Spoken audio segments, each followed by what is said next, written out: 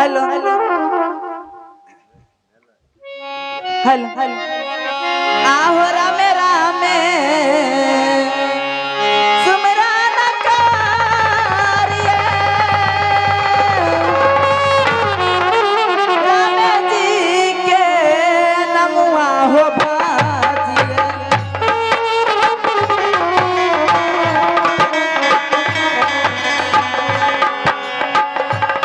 रामे जी के नमुआ हो भाजिए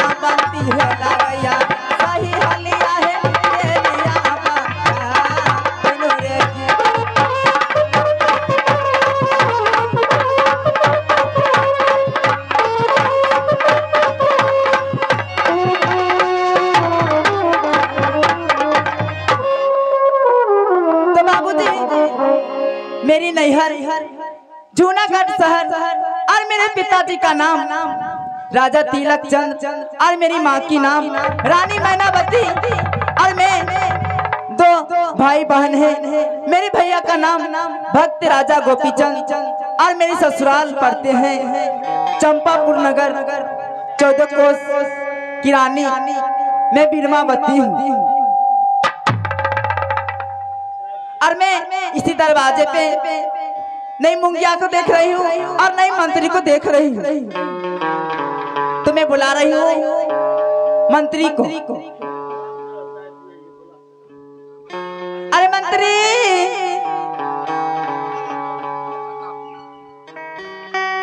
अरे मंत्री कहाँ मर गए रे?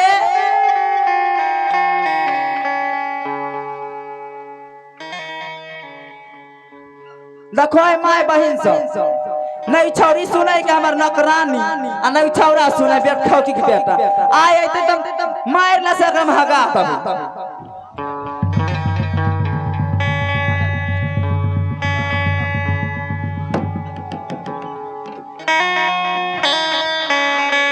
हाँ बोलियो गोर लागै छी। अरे खुश रहो। इधर सुनो, तुम सोने के लिए आए हो के? या काम करने के लिए?